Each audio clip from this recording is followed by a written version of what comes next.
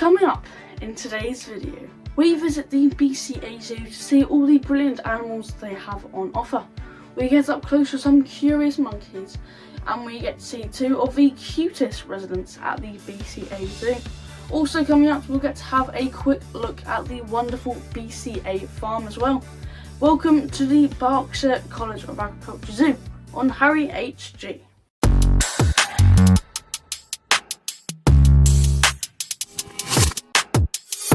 BCA Zoo is part of the well-renowned Berkshire College of Agriculture, and it is also home to over 100 animals, which is pretty impressive for a college. Students at the college come to the zoo to learn about animal care, conservation and also animal management for all the awesome creatures at the zoo.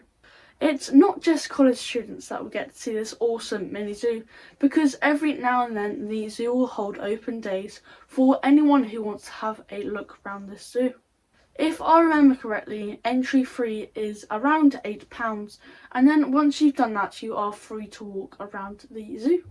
The first stop around the zoo is the Laughing Kookaburra and the Tawny Frogmouth exhibit. This is Burra, and he is a laughing kookaburra. You might know kookaburras for their distinctive call of laughter, but it's not because they're happy. It's actually to establish their territory and communicate with other kookaburras to say, "This land is mine." Also hiding towards the back of the enclosure was the Tawny Frogmouth, who are very camouflaged, so unfortunately for me I couldn't find it. But the frogmouth's name was Todd. Opposite the kookaburra enclosure is another habitat for two animals, but this time it's shared between a mammal and a bird. The mammal was Betty, the rufous bettong, but unfortunately for me I wasn't able to see it. But the bird in there was one I always loved taking photos of because it's so pretty. It is the barley starling, also known as the barley myna. Can you guess where they're from? Barley. There were 3 individuals in the enclosure, but I only managed to find out the names of 2 of them, John and Sabang. As you walk over to the next part of the zoo, you will see a bridge going above your head. This is for Gia, the small spotted genet. But unfortunately for me, she was having a snooze in her indoor enclosure because civets are primarily nocturnal. On to the next animal that I did see, which was the northern raccoon. And there was 2 of them, and one was having a walk around this enclosure. It liked to stay around some trees, so I couldn't get the best shot of it. Behind the raccoons was the skunk enclosure, but unfortunately for me, this was another animal that I didn't get to see. Opposite the skunk enclosure lived what some people would say is the most cutest animal in the world. It was the Asian small-clawed otter. These 2 playful weasels were having a splendid time playing around with their pebbles and also having a nice sip of their water. This is the smallest known otter species, and I also find the Asian small-clawed otter fascinating. You see, this otter has been known to leave their shellfish, well, I guess you would call it cooking, in the sun. To the right of those 2 very playful weasels were 2 very curious primates. The first one being the Goldie's monkey, and this individual seemed to suss out every human being that went past this enclosure. Their names were Kalara and Blue, and I believe they actually had a baby monkey, which was really cool to see them contributing to the breeding program of a vulnerable species. Next to them was a tamarin, the cotton top tamarin. A very unique and good looking monkey. There were 3 primates in this enclosure, which were called Yumbo, Taylan and Chia. By the way, I am loving all the names for all the animals and how they show it to the general public that walk around this zoo. On to the next animal. Before I do that, please do like this video if you are enjoying this content, because trust me, I have been to a lot of zoos. And if you like wildlife, then please do subscribe to the channel, as I'm sure you and I would both appreciate it. As I was saying, on to the next animal of the video, which this time is in the exotics house.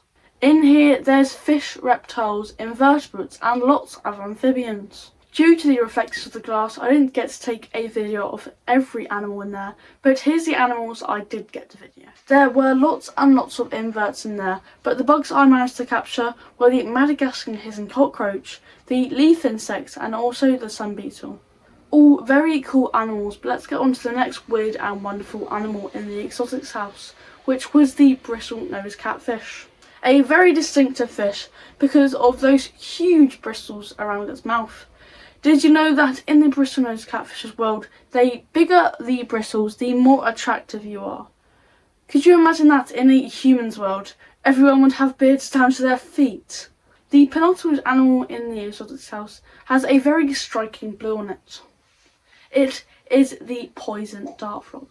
This frog is the blue poison arrow frog and is also known as the Azurius, named after that striking blue on its body.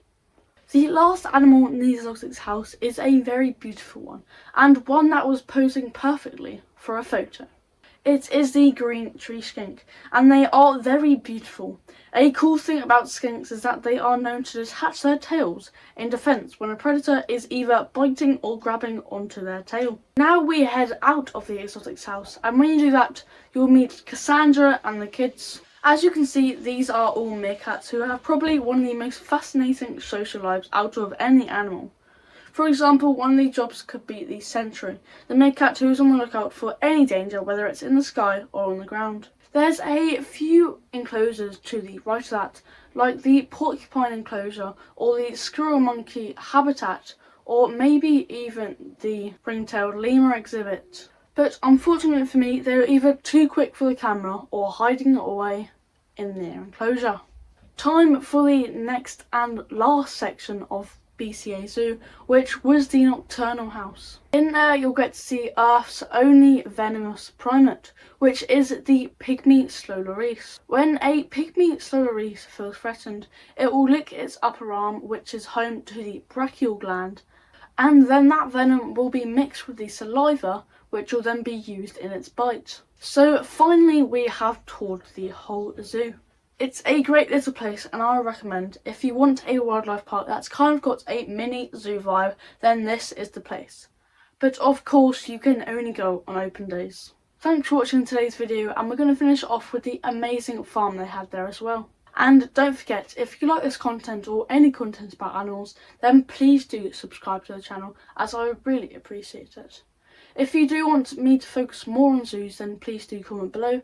And also I do have another channel called Attraction Express, which features zoos and theme parks, which you might want if you're more into the zoos part of the channel here. Thanks for watching, and I hope you enjoy the BCA farm.